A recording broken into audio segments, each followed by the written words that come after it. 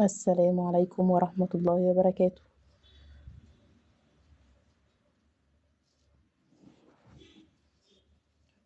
let's see كده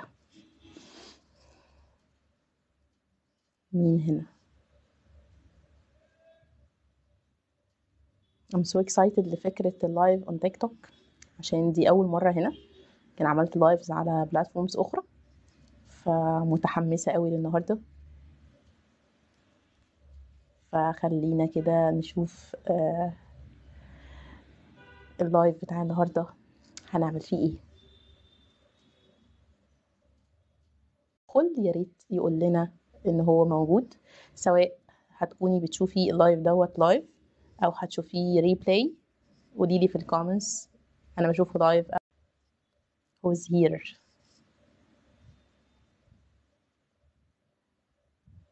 حبيت اعمل اللايف ده كده as a coming back لفكرة التيك توك مرة اخرى. ف who is here؟ مين موجود معانا؟ ياسمين. ياسمين لو انتي هنا طمنينا كمان على الصوت.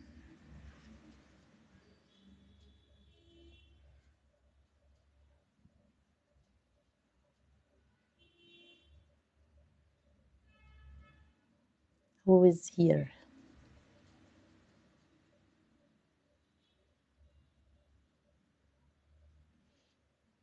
مين معانا هنا النهاردة؟ we are talking about anger management. بنتكلم عن واحد من المشاعر اللي المخرجين حصروها في أدوار الشر، واللي دايما احنا بنبص لها على انها او على انه شعور مش مستحب نحس بيه او نعدي بيه. ف we are talking about anger today. مين موجود معانا يقول لي بس في الكومنتس انا هنا، ونبتدي على طول. وطمنوني كمان على الصوت واضح ولا لا.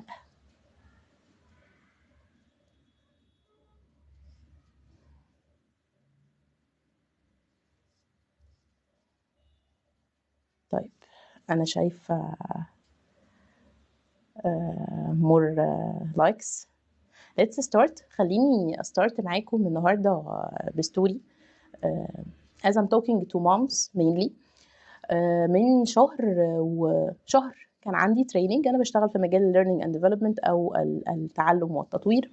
فكان عندي تدريب مع وزارة كبيرة، انا رايحة تحت اسم شركة يعني بشتغل مدربة. ف صباح الفل.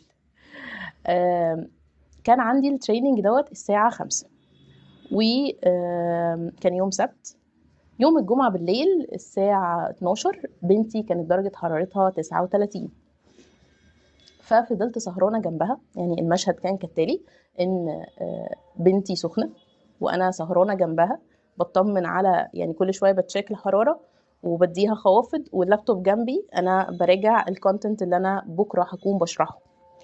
وفضلنا على هذا المنوال لغاية الساعة 4 الفجر، وبعدها نمت. والصبح وديت بنتي للدكتور لان كانت الحرارة ما بتنزلش، والدكتور ساعتها يقول لنا ان هي عندها فيرال انفكشن وهتاخد بقى مضاد حيوي وتعبانه and so on. ف obviously انا محتاجه اقعد معاها. الكلام ده كان الساعه 1 وانا التريننج بتاعي الساعه 5. وساعتها كنت في كونفليكت كده ما بين بنتي ولا شغلي، بنتي ولا شغلي. هو ديفنتلي بنتي اللي هتون، بس انا كمان شخص مش بيحب يعني بيقدر شغله قوي وبيقدر فكره البروفيشنال ايمج. ف I'm not that person اللي هيجي قبل التدريب ويلغي. طيب ايه الاوبشنز المتاحه؟ ابتديت افكر في زمايلي مين ممكن يكفر مكاني عشان اقدر افضل قاعده مع بنتي. كل الناس اللي موجوده ايزر هيكونوا هم كمان في نفس التوقيت بيعملوا التدريب ده او مشغولين. طيب هنعمل ايه؟ هلغي قبل التريننج، هزنقهم في الوقت وانا عارفه ان مفيش مدربين كفايه. طب هتصرف ازاي؟ اخر حاجه وصلت لها اني هسيب بنتي مع والدتي ال3 ساعات بتوع التدريب دول، وهعمل التدريب وهرجع على طول، بحيث ما بقاش اذيت الشركه وفي نفس الوقت يعني I did my work وفي نفس الوقت انا مع بنتي. ورحت التدريب، واللي حصل كالتالي: ان انا ما لقيتش اي متدرب في المكان، ما لقيتش الكوردينيتور اصلا اللي مسؤول عن التدريب موجود. سألت يا جماعة ربع ساعة بسأل على القاعة، هي الناس فين؟ ده مكان التدريب اتغير وأنا معرفش. والمكان الجديد اللي بيني وبين المكان اللي أنا فيه دلوقتي بيني وبينه ساعة. imagine كده في موقف زي ده هتحسي بإيه؟ هتحسي بإيه لو انتي في situation أنا سايبة بنتي وهي تعبانة ومرضتش ألغي هذا التريننج، وفي الآخر اتفاجئت إن محدش بلغني إن المكان اتغير، فبالتالي أنا لبست ونزلت وحضرت كونتنت وحضرت شغل ونزلت حضرت رحت التدريب ده، وفي الآخر محدش موجود في التدريب. ففي موقف زي ده اللي كان ممكن أعمله زمان إني أهد الدنيا literally، يعني أعمل إيه؟ هروح أقول للشركة دي انتوا شركة ما يعني شغلكم مش أحسن حاجة خالص، هشخصن الموضوع جدا، لأني هبقى شايفة إن إزاي انتوا ما قدرتوش إن أنا نازلة في وقت زي ده، في وقت صعب زي ده. literally كنت ههد الدنيا، يعني ده اللي كنت هعمله، إن أنا ههد المعبد كله، هروح أجيب أكبر حد في الشركة وأقول له انتوا شركة مش بروفيشنال ما بتعرفوش تشتغلوا و. ده اللي أنا كنت هكون حابة أعمله زمان، أو what I want to do زمان. بس اللي أنا عملته إني مسكت التليفون، كلمت البنت اوريدي اللي متفقة معايا على التدريب، وحكيت لها الموقف، وحكيت لها بقى الباك اند ستوري ان انا جايه وبنتي تعبانه و وبلغتها ان انا مش هقدر اروح المكان الجديد بتاع التدريب، ورجعت لبنتي. ايه الجينز اللي حصلت لي من الموقف دوت؟ اولا البنت كانت مستغربه جدا ازاي انا بتعامل بهدوء في موقف زي ده. اصلا هي قالت لي كده، اللي هو انا كنت مستغربه انت ازاي ما بتزعقيش في التليفون وانت بتتكلمي. الشركه عوضتني ماديا عن التدريب دوت اللي انا نزلته، واهم حاجه في كل ده ان رجعت لبنتي في وقت انا شايفه ان هي اكتر حاجه مهمه في الوقت دوت. فده اللي انا I'm going to share today. ايه هي الاستراتيجي اللي انا استخدمتها في الوقت دوت عشان اكون اهدى او قادره اتصرف بشكل لوجيكال، ما يكونش الايموشنز بتاعتي او مشاعري هي اللي بتزقني وبتحركني، لا يكون الجزء اللوجيكال من دماغي هو اللي شغال، فبالتالي اعمل الحاجه اللي انا فعلا محتاجاها و win my respect to others respect كمان. فده اللي احنا جايين نتكلم عليه النهارده. حاجه مهمه قوي قوي في الغضب، لما بنيجي نتكلم عن شعور الغضب، ان احنا دايما في المواقف اللي بتعصبنا سبيشالي من اولادنا، يعني بنتكلم بقى في مواقف زي ان انت مثلا النهارده عندك ميعاد دكتور، وطول النهار ما بين شغلك وما بين بتجري ورا العيال عشان ياكلوا وما بين تحضير الغداء، وعندك ميعاد دكتور بالليل مثلا، والدكتور ده هو النوع من الدكاتره ثانيه واحده اللي هو انت لو ضيعتي ميعاده هتقعدي تستني 3 ساعات ويتنج او حاجه. لو انت ضيعتي الميعاد انت خلاص يومك كده اصلا اوريدي خلص او انتهى. وفي موقف زي ده تلاقي ابنك بعد ما لبسته وجهزته وراح طلع الكريم ودهنه كله على هدومه، فانت في موقف لا تحسدي عليه، وانت في موقف دلوقتي you need to انك يعني مش قادره تتخيلي اللي حصل، وشايفه نفسك بتتاخري وشايفه نفسك بتقعدي 3 ساعات عند الدكتور. في الموقف اللي زي دي احنا بتجيلنا افكار عن ممكن تكون عنيفه شويه، زي اللي هو انا ممكن ازعق واشخط في ابني دوت بسبب التصرف اللي هو عمله، او بنتي طبعا. في احيانا بتوصل للضرب، في احيانا ببتدي افكر افكار اللي هو هعمل الحاجه هشخط فيك شخطه مش هتتكلم بعدها تاني. الافكار دي بتبقى دريفن باي او جايه منين في الاساس؟ جايه من الصوره اللي احنا شفناها واحنا صغيرين من اهالينا في التعاملات مع الغضب. فدايما دايما دايما الصوره الذهنيه المتكونه عن الغضب عندك، انا بقول دايما دي مش بتاعتك، دي انتي اخدتيها من طفولتك، سواء بقى كان بابا شخص بيشخط، او بابا شخص بيضرب، او ماما شخص مش بيعبر عن مشاعره اصلا، او لما بيحصل موقف ما بتتكلمش، بتكتم. فده اللي انا شفته وده اللي انا عرفته وده اللي انا كبرت عليه عن الغضب، فبالتالي ده اللي انا هروح اطبقه مع عيالي برضو. الافكار دي بتخلينا عندنا شيم او ذنب كبير قوي قوي ناحيه نفسنا، اللي هو انا ازاي افكر في ابني او بنتي كده؟ ده انا بدمر مستقبلهم، ده انا مش خايفه عليهم، ده انا ده انا ده انا ده انا. فاللي انا عايزاكي تطلعي بيه اول حاجه النهارده هو فكرة ان اولا الايموشنز احنا بنصاحبها وبناخدها معانا كده وبنقول لها انت جايه تقولي لنا ايه، مش بنريزست الشعور، لانه كده كده هيطلع سواء برضانا او غصب عننا، هو هيطلع.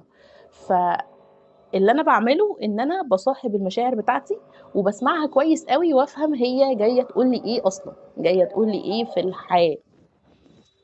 فده نمبر 1، ان emotions need to be felt، المشاعر محتاجة تتحس وتطلع. وشعور الغضب دايما المخرجين حصروهم في أدوار الشر، إن شعور الغضب والحزن والجلد دي مشاعر كده احنا ما بنقربش جنبها، احنا دايما بنحاول نهرب منها. مع إن احنا لو سمعناها، احنا لو سمعنا شعور زي الغضب دوت هتلاقي حياتك أفضل بكتير، لأن مجرد ما انتي سبتي الشعور يطلع، مجرد ما انتي سمحتيه له يطلع، هتلاقي سلطانه عليكي قل. فدي اول حاجه احنا محتاجين نطلع بيها، ان المشاعر بنحسها، والافكار اللي ورا المشاعر ديت ما تخجليش منها، ما تحسيش ان انت مكسوفه ان انت فكرتي بهذا الشكل. زي ما قلت لك، الصوره الذهنيه اللي اتكونت عندك عن الغضب مش بتاعتك. طب هل ده معناه ان انا ما عنديش مسؤوليه؟ لا طبعا انا عندي مسؤوليه، ومسؤوليه كبيره. المسؤوليه دي ان انا بحضر اللايف النهارده، المسؤوليه دي ان انا بشترك في برنامج انجر ميرور وبشتغل على نفسي في حته الغضب، المسؤوليه دي ان انا بحاول اصلح من ردود افعالي وتصرفاتي مع اولادي، فدي مسؤوليتي. لكن اللي انا اخدته وكبرت بيه ده مش بتاعي. فدي اول حاجه. فthere is no shame من اي صوره ذهنيه متكونه في دماغك عن الغضب. انا عايز اسال الناس الموجوده دلوقتي، انت بتسمعي ايه لما بيجيلك الافكار بتاعه الضرب او العنف او الصوت العالي او الشخط او بتسمعي ايه في ودانك؟ ايه الانر فويس بتاعك في لحظه زي دي؟ صوتك بيقولك ايه؟ ايه اللي انت بتسمعيه؟ دي حاجه مهمه جدا. الانر فويس بتاعك وقت الغضب بيحدد لك حاجات كتير. بتسمعي انا مقصره، بتسمعي انا لو ما اخدتش رد فعل دلوقتي ورديت عليهم هيقولوا عليا هفق ما بعرفش اتصرف. هتسمعي انا مش من حقي اعبر اصلا، ده حتى لو ليا حق انا مش، ما ينفعش اتكلم اصلا، لان اكيد انا عملت حاجه غلط، اكيد انا عملت حاجه غلط، اكيد انا بليمد، اكيد في حاجه صح، في حاجه غلط انا عملتها. فانا بلعب في الفيكتمايزد اريا. فالصوت ده بيحدد حاجات كتير جدا جدا جدا. احنا عندنا 3 باترنز كده في الغضب بيطلعوا بيتحكموا في شكل الغضب بتاعنا.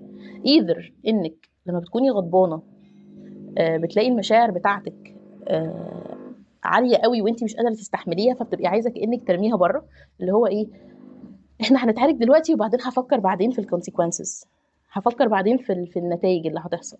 لكن انا دلوقتي اكتر حاجه انا محتاجاها ان انا اطلع الشعور دوت في اللي قدامي، انا مش مستحمله انا اشيله، فانا هرميه في اللي قدامي، ايا كان بقى الشعور ده هيطلع مع اللي قدامي شكله عامل ازاي. فده باترن.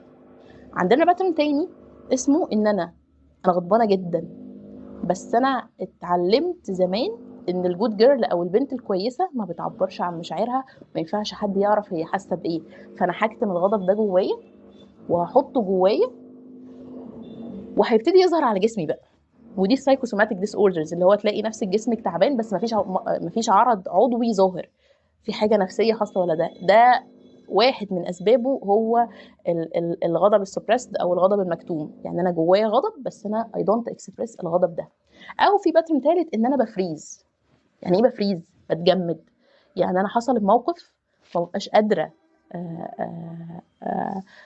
افهم الموقف اصلا، بحاول اهرب منه وبحطه كده، يعني بحاول انسى المواقف، اللي هو بنحطها تحت السجاده.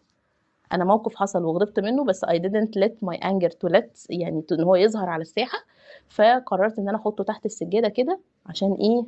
انا مش قادره اتعامل معاه وهحاول اتناساه. الثري باترنز دول احنا بنتكلم عنهم بالتفصيل الممل في اول سيشن من جروب كوتشنج بروجرام انجر ميرور، ده هكلمكم عنه في اخر اللايف ان شاء الله. ده الجروب كوتشنج الحالي اللي انا شغاله عليه، ديديكيتد للامهات او المتزوجات او الحوامل اللي عايزين يتعلموا ازاي يتعاملوا مع مشاعرهم بشكل صحيح. الناس اللي شغاله على نفسها بس بيلاقوا نفسهم they say sorry a lot، بيقولوا سوري كتير، فبنكون عايزين نفهم هو الغضب ده حصل ليه. هكلمكم عنه بالتفصيل في اخر اللايف. فايه اللي احنا محتاجين نعمله؟ انا I'd love ان انا يعني اشوف ايموشنز كده، او يعني لو حد موجود يقول لي انا بحضر معاكي، ولو في اي انسايت او حاجه نورت معاكي وانتي بتسمعي. type me in the comments ايه اللي نور، ايه الحاجه اللي لفتت نظرك وانا بتكلم. طيب، فاحنا اول حاجه سمحنا للشعور ان هو يطلع ويأكسبت فكره الغضب اصلا، لان هو شعور حميد مش شعور ذميم يعني. هو الغضب نوع من انواع المشاعر اللي ربنا خلقها فينا عشان تقول لنا مسج معينه، فنفهم المسج وناخدها ونتحرك. فده نمبر 1. there is no shame في اي فكره بتجيلك وقت الغضب، بس مسؤوليتك انك تفهمي هي جايه منين، وتفهمي انت ليه بتتصرفي كده، وتبتدي تختاري الشكل الجديد اللي انت عايزه تعيشي عليه. تبتدي تختاري الشكل الجديد اللي انت عايزه تكوني عليه، الام اللي انت بتحلمي تكوني عايشاها ومفعلاها، والنسخه الجديده منك اللي انت حباها. طيب، ايه اللي بيحصل وقت الغضب لو احنا الايموشنز بتاعتنا عاليه قوي؟ احنا عندنا فصين كده في مخنا، في حاجه اسمها لوجيكال برين وايموشنال برين. ايموشنال برين ده الجزء المسؤول عن المشاعر، واللوجيكال برين ده بتاع البروبلم سولفينج وحل المشاكل والتفكير المنطقي. طيب، اللي بيحصل واحنا غضبانين ان الايموشنال برين ده صوته بيبقى عالي قوي، عالي قوي قوي قوي، فما بنعرفش نفكر بشكل منطقي، فما بنعرفش ناخد تصرف صحيح. فاحنا بنعمل ايه مع الايموشنال برين ده؟ فلما بتيجي ام تقول لي انا ام عصبيه، بقول لها لا، انت مش عصبيه، انت بس سامحه للظروف اللي حواليكي انها توصلك لمرحله العصبيه.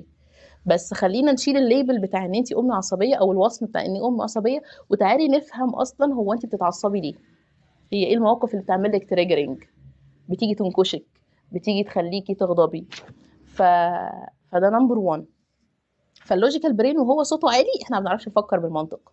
فاول حاجه احنا بنحتاج نعملها ان احنا نهديه، نوطي صوته شويه، نقول له اهدى كده معانا، وعليكم السلام، اي اكسبت الشعور، انا باكنولج وبعترف ان انا غضبانه، انا مش ههرب من الشعور. يس اي ام انجري ناو، انا دلوقتي غضبانه، مفيش عيب في ده، مفيش شيم في ده، مفيش ذنب في ده، انا اكنولج ان انا غضبان.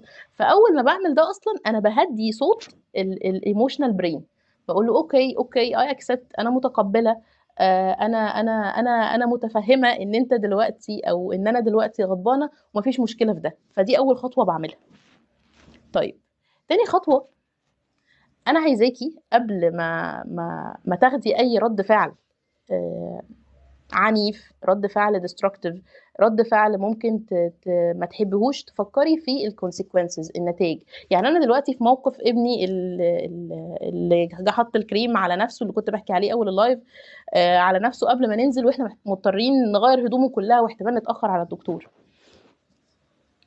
لو انا زعقت له، ايه النتائج بتاع ده؟ لو انا شخطت فيه شخطه جامده، ايه اللي هيحصل؟ فدي اول حاجه هتخليكي تبتدي ما تاخديش الرد الفعل اللي هو ايه الامبالسيف، الرد فعل اللي هو رد فعل مش فعل منك، مش حاجه واعيه منك. فدي رقم 1. فكري بقى ايه اللي هيحصل. والله انا هنا ممكن اولا شخيتي او صوتي العالي في ابني ده مش هيكسبني اي حاجه، مش هيخلي ميعاد الدكتور ما نلحقه. فده اول حاجه.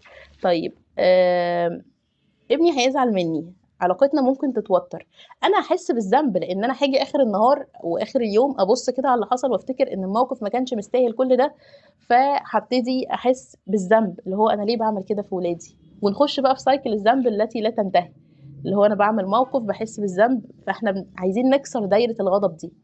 وده برضك واحد من الحاجات اللي احنا بنتعلمها في انجر ميرور، ازاي تو بريك ذا انجر سايكل، ازاي اكسر دايره الغضب قبل ما اغضب اصلا، في المرحله اللي انا بتشحن فيها.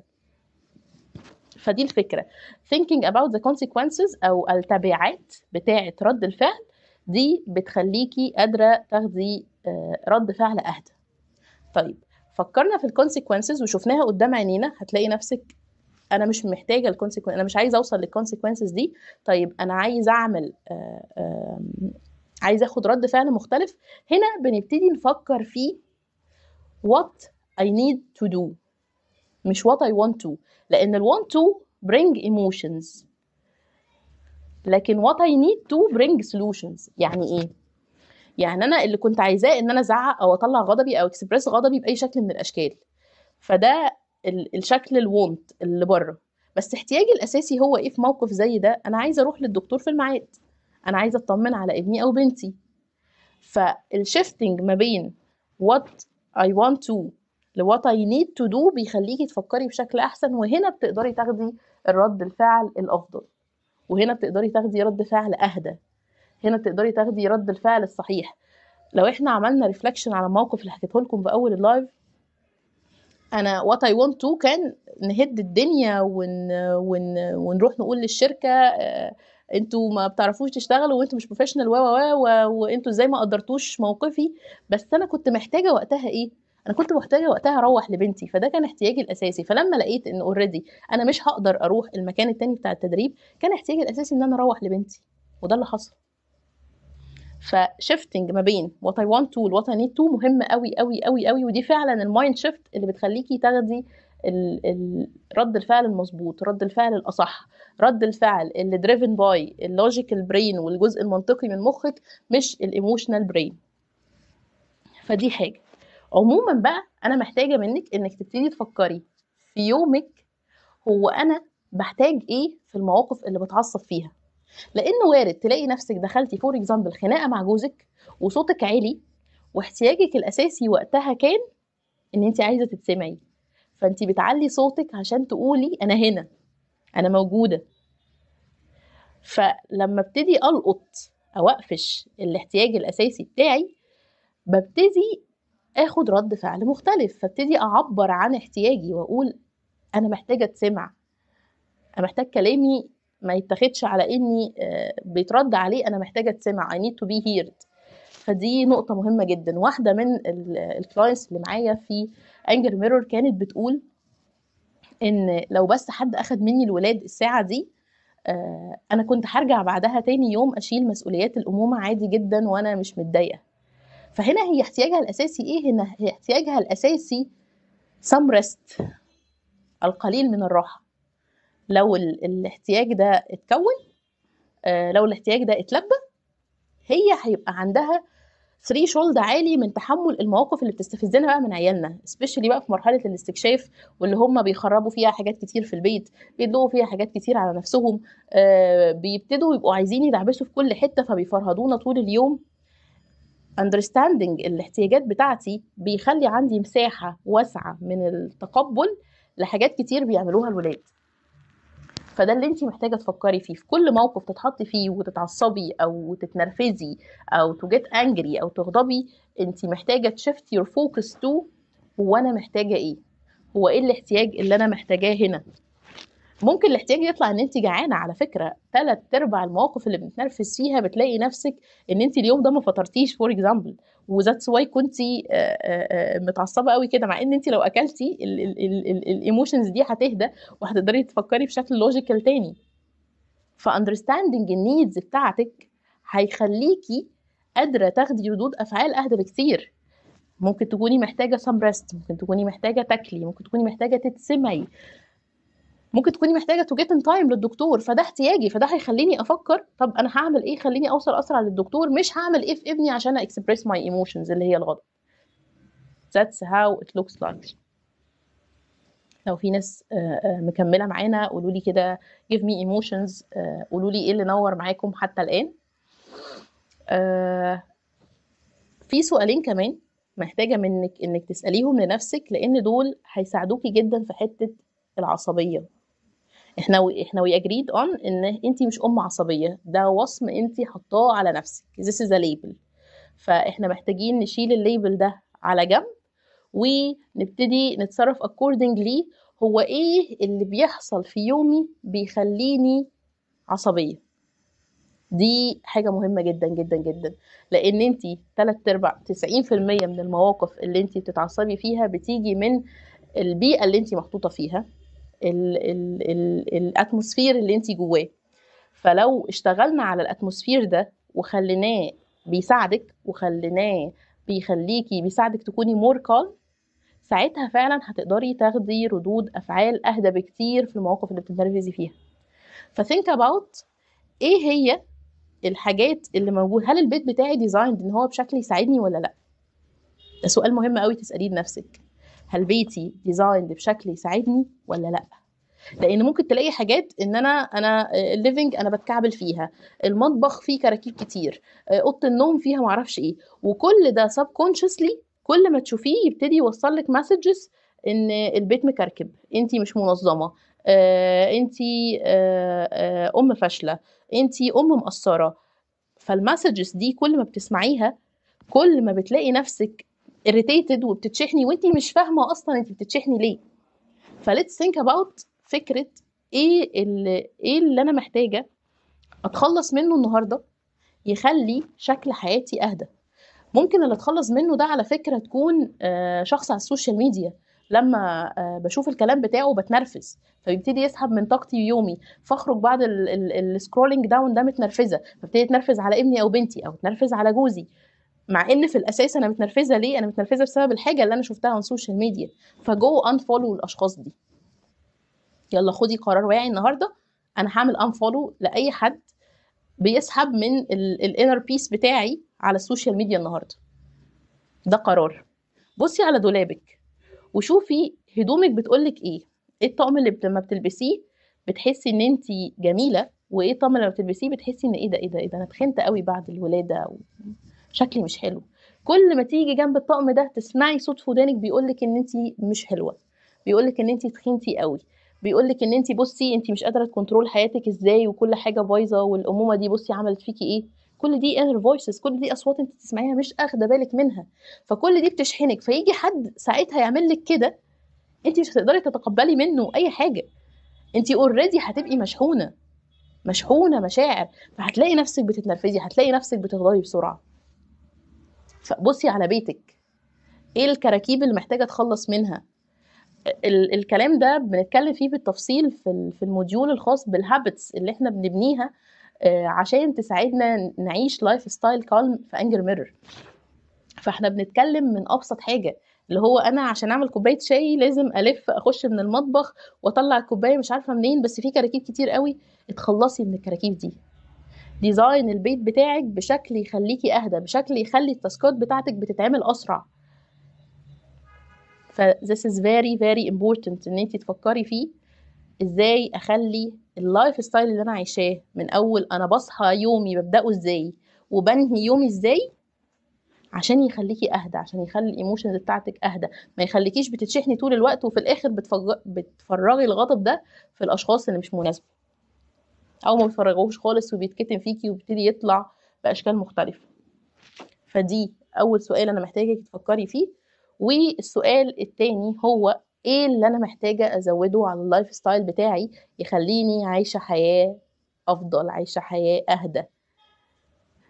واحده من الوان اون وان كلاينتس بتوعي ساعتها كنا في الشتاء، كانت جايه بفكره ان انا كارهه الامومه اصلا، الامومه دي اخدت مني كل حاجه، الامومه دي مخليني ما عنديش وقت اعمل اي حاجه بحبها و لما ابتدينا نشتغل طب انت ايه اكتر حاجه مضايقاكي في الامومه؟ كانت ان انا ما عنديش وقت. طب تعالي نبص على يومك كده. ابتديت اشتغل معاها بقى واحلل معاها كل تفصيله صغيره بتحصل في يومها، وكان الديسكفري العظيم ان اكتر حاجه بتسحب منها وقت في يومها هي الغسيل. ولاننا كنا في شتاء ان ابنها كل ما بيجي ياكل بيوسخ هدومه كلها، وبنتكلم في شتاء فاحنا لابسين لايرز كتيره قوي من الهدوم، فبالتالي هي بتغسل كتير جدا وعمرها رايح في الغسيل. ايه اللي احنا عملناه مختلف؟ ان احنا ابتدينا نفكر ازاي التاسك اللي اسمها الغسيل دي ازاي نتعامل معاها بشكل اذكى، ازاي نخليه يوسخ هدوم اقل، ايه اللي ممكن ازوده. والله هجيب له ايبرين او هجيب له البافيتا الكبيره قوي ديت عشان لما يلغوص يبقى انا مجرد هغسل البافيتا دي مش هغسل هدومه كلها. فده كان وان اكشن طلعنا منه، قرار طلعنا منه. ازاي يومك هيكون اسهل، ازاي انا اجمع الحاجات دي في وقت واحد فما ما كونش يومي كله ضايع حرفيا ان انا يا بغسل يا بنشر يا بطبق هدوم. فده المايند سيت اللي انا عايزاكي تفكري بيها النهارده. ايه الحاجات اللي محتاجه ازودها في يومي تخلي حياتي اهدى، وايه الحاجات اللي انا محتاجه اتخلص منها عشان تخلي حياتي اهدى، لان وجودها بيسحب من مشاعري كتير، بيسحب من طاقتي كتير، بيسحب من تفكيري كتير. ولما كل ده بيتسحب يبقى انا الحاجات الحقيقيه واللي هي اولويه في حياتي انا ما بديهاش وقتها وطاقتها، لان انا اوريدي طاقتي ومشاعري وفكري رايح في الاتجاه الغلط. لا، انا عايزه اوجه طاقتي وفكري ل what really matters for me، الحاجه الاهم بالنسبه لي. فدي البوينتس اللي انا كنت عايزاكي تطلعي بيها النهارده. اول حاجه accept your emotion. الغضب مش شعور وحش، الغضب شعور عظيم وبيساعد جدا جدا جدا to be more self aware، وان انت تكوني فاهمه نفسك احسن لو فهمتي المسج بتاعته، لو عملتي اناليسز هو الغضب ده جاي يقول لك ايه. يعني ده شعور ربنا خلقه وما خلقهوش كده، ما خلقهوش سودا زي ما بيقولوا. ف it's very safe انك تحسي كل انواع المشاعر، واسمحي لنفسك تحسي كل انواع المشاعر، عشان لما بتحسي المشاعر سلطانها عليكي بيقل، ما بتفضلش هي المتحكم في حياتك، لا بترجعي انت ان كنترول مره تانية. فدي اول حاجه. و there is no shame، مفيش اي ذنب في اي فكره بتجيلك وقت الغضب. الفكره دي مش بتاعتك، بس دورك انك تبتدي تشتغلي على الفكره دي. لو انا بتجيلي افكار ديستركتيف او افكار عنيفه وقت الغضب، فانا محتاجه افهم هو انا ده جاي منين. وده احنا بنعمله بالتفصيل الممل في اول موديول من انجر ميرور جروب كوتشنج بروجرام اللي هو اسمه انجر انسايد اوت. بنبتدي كده نحلل كل حاجه، نحلل الباترنز بتاعتنا وقت الغضب عامله ازاي، نحلل خليني اقول لكم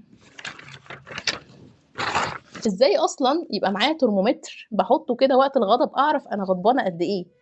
لان مش كل المواقف بتستاهل نفس رد الفعل، فلو انا بدي رد فعل واحد في كل المواقف يبقى انا هنا محتاجه اري ثينك اباوت هو الموقف ده انا كنت غضبانه فيه بنسبه قد ايه، فبالتالي محتاج رد فعل شكله عامل ازاي. فدي نقطه تانية عايزاكي تطلعي بيها من اللايف النهارده. عايزاكي لما تغضبي بعد ما تهدي الايموشنز بتاعتك وبعد ما تهدي الايموشنال برين او المخ العاطفي بتاعك، تسالي نفسك هي ايه التبعات اللي لو انا نفذت الحاجه اللي انا عايزه اعملها دلوقتي، سواء كانت ان انا هزعق لابني، سواء كانت ان انا هعمل اي رد فعل مش مستحب بالنسبه لي، ايه هي التبعات لده. وانس انك بتشوفي التبعات قدامك بتبتدي تاخدي ستيب باك للرد فعل المور لوجيكال او المنطقي اكتر. وبعد كده تفكري في مش what I want to do what I need to do، هو انا احتياجي الاساسي في اللحظه دي ايه. زي ما قلت لك ممكن احتياج ده يبقى على هيئه ان انا I need some rest، انا مضغوطه قوي.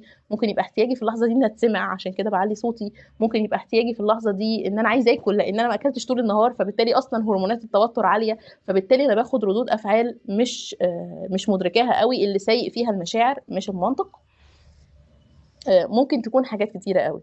وثينك اباوت السؤالين اللي قلتهم لك، هو ايه الحاجه اللي انا محتاجه اتخلص منها النهارده في بيتي، في دولابي، في مطبخي، في يومي، بتسحب من طاقتي وقتي ومجهودي في حاجه مش مفيده. وايه الحاجه اللي محتاجه ازودها، اللي لو زودتها هتخلي يومي ماشي برتم احسن، هيخليني انجز تاسكات اليوم اسرع، هيخليني يبقى عندي وقت اكتر اقضيه مع ولادي، هيبقى عندي مور مي تايم ان انا اقعد مع نفسي، اخد كورس بحبه، اروح الجيم، انزل اتمرن حتى في البيت، افتح المسلسل المفضل بتاعي، اعمل حاجه بحبها. فساعتها هيبقى عندك لايف ستايل فعلا يساعدك انك تكوني اهدى، وانك تكوني نسخه الام الهاديه اللي انت دايما بتحلمي تشوفيها، الام الوايز اللي مش متساءه بمشاعرها، بل بالعكس هي رول موديل لاولادها من كتر ما هي قادره تتعامل مع مشاعرها بشكل صحيح. فهم بياخدوا منك، هم بيلقطوا منك. انا وقت الغضب زي ما انا النهارده بقول لك ان الافكار اللي بتجيلك عن الغضب مش بتاعتك، دي جايه من بابا وماما زمان، من الطفوله بتاعتك، فانت كمان بتبني دلوقتي البذره اللي ولادك كمان 20 سنه هيبصوا عليها ويقولوا انا شفت ماما لما بتغلط بتعتذر، انا شفت ماما لما بتغلط بتفكر، انا شفت ماما لما بتغلط بتاكسبت شعورها وبتبتدي تدي نفسها مساحه انها تفكر وتاخد رد الفعل الصح. فانت معاكي النهارده اوبورتيونيتي عظيمه ان انت تكوني بتحطي البذور بتاعه اولادك في المستقبل هيتعاملوا ازاي مع مشاعرهم، ودي حاجه عظيمه. فدي الحاجات اللي انا كنت حباكي تطلعي بيها من اللايف النهارده.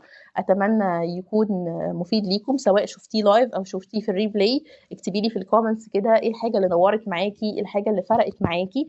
وعايزه اقول لكم ان حاليا جروب كوتشنج بروجرام انجر ميرور شغال. انجر ميرور ده ديزاين للامهات اللي شغاله على نفسها، اللي نفسها تبطل تقول سوري كتير وتبقى بتاخد ردود الافعال الصحيحه في الوقت الصح. نفسها تكون رول موديل لاولادها. اول موديول منه اسمه انجر انسايد اوت، ودوت جاهز حالا. يعني تقدري بعد اللايف ده تبعتي لي مسج عن طريق اللينك اللي في البايو، تكتبي فيها انجر ميرور وتبداي حالا الموديول ده بنتكلم فيه هي الباترنز بتاعتنا وقت الغضب عامله ازاي. هو احنا ايه الستوريز اللي احنا عشنا بيها وسامعينها، ان البنت الكويسه لا مش من حقها تعبر عن مشاعرها، ان البنت الكويسه اكيد انت عملتي حاجه غلط، انت يو ار اولويز ذا blamed person، انت الشخص الملام دايما، لكن انت حتى لو ليكي حق انت ما ينفعش تتكلمي فيه. بنتكلم في الاناليسيس بتاع المسج بتاعه الانجر اصلا، بنتكلم في rewriting a new story بقى، ازاي اخلق صوره جديده انا عايزه اعيشها وعايزه اقرب منها. بنتكلم في زرايرك، هي ايه الحتت اللي لما حد بيجي يقرب منها انت بتنفعلي وبتغضبي وبتثوري، وليه دي اصلا هوت باتنز بالنسبه لك، ليه دي تريجرز بالنسبه لك. فده مهم قوي ان انت تكوني فاهماه وعارفاه، لان اندرستاندنج الحته دي هيخليكي في مواقف كتير جدا ما تنفعليش فيها وانس ان انت عرفتي ان انت دلوقتي تريجرد. فده هيخليكي تدركي قبل ما تاخدي رد الفعل الديستركتيف، او قبل ما تاخدي رد الفعل اللي انت مش بتحبيه، ان انت مشحونه دلوقتي. فايل تيك ا بوز، I'll take a break، انا هفصل، انا هقعد في اوضه لوحدي، انا هفكر، انا هجيب اجندتي واكتب قبل ما اخد الرد الفعل. فبالتالي في مواقف كتير هتلاقي فيها inner peace، وهتلاقي فيها انك بتتصرفي بشكل احسن. واخر حاجه في الموديول ده هي my personal anger management plan، وده عباره عن جايد and system I designed for كل عايزه يكون وقت الغضب بتاعها هي بتعمل ري بروجرامنج لمخها للتصرف الصحيح. ازاي ادرك فكره احتياجي الحقيقي وقت الغضب واتصرف accordingly وسبيك accordingly. فده مهم قوي قوي قوي، وتطبيقه عظيم جدا، وبيخليكي تلاقي نتائج من اول ما بتطبقيه اول مره. ان انا وده فعلا الامهات اللي دخلوا معايا البروجرام سو فار حاسينه وبيحكوه لي كتطبيقات، ان انا طبقت الموقف دوت ولقيت نفسي بهدي نفسي وبقول ان ابني مش قاصد يستفزني في الموقف دوت، هي دي طبيعه مرحلته، فبالتالي انا ما اتعصبتش عليه. فبتبتدي تلاقي نتائج من اول مره بتطبقي فيها، وكل مره بتطبقي فيها البلان دي كل مره بتعرفي عن نفسك اكتر. واحنا ان شاء الله through out انجر ميرور بروجرام هنكون بنعمل تطبيق عليها في كل سيشن بنتقابل فيها. البروجرام متكون من 11 سيشن، اول 4 سيشن منهم تقدري تبدايهم من دلوقتي، هم مسجلين، وفي 7 سيشنز هيبتدوا يوم 29 سبتمبر. لو انت حابه تعرفي تفاصيل اكتر عن البرنامج متكون من 4 موديولز. اول واحد ده اللي حكيت لكم عنه، تاني واحد بيتكلم عن العادات اللي في يومنا اللي بتخلينا تريجرد او غضبانين طول الوقت او مستثارين طول الوقت، وازاي ندخل عادات جديده في يومنا ونلتزم بيها. مش بس هنقول ان احنا عايزين صوره جديده، لا احنا هنتعلم مع بعض اصلا النو هاو بتاعه الالتزام. فده تاني موديول. تالت موديول هو ماسترينج ذا بوز، ازاي اصلا ادي لنفسي مساحه اني افكر ما بين حدوث التريجر او حدوث الحاجه اللي بتستفزني لرد الفعل. ازاي اماستر فكره اني اخد نفس وافكر في احتياجي الحقيقي. هو ده اللي احنا هنتعلمه في ماسترينج ذا بوز، انتهاء ب assertiveness in action، وهو الموديول المنتظر من كل الستات. ازاي تتعلمي تقولي لا، ازاي تكوني assertive، ازاي تكوني حازمة مش عصبية، ازاي تكوني فعلا مدركة احتياجاتك وحاطة حدود واضحة. حدود واضحة في شغلك، حدود واضحة في بيتك، حدود واضحة حتى في علاقتك بأبنائك، تخليكي عايشة حياة صحية وتخليكي عايشة حياة أهدى. فلو انتي حابة تعرفي more details about anger mirror send me a message through اللينك اللي موجود في البايو. اكتبي فيها انجر ميرور هبعت لك كل التفاصيل، ومهتمه جدا جدا جدا جدا اسمع الهاماتكم او الانسايتس بتاعتكم من اللايف ده، سواء شفتوه لايف سواء شفتوه في ريبلاي. اكتبوا لي في الكومنتس ايه الحاجات اللي نورت معاكم، ايه التيك اويز اللي انتوا اخدتوها من اللايف. واشوفكم على خير ان شاء الله في لايف جديد.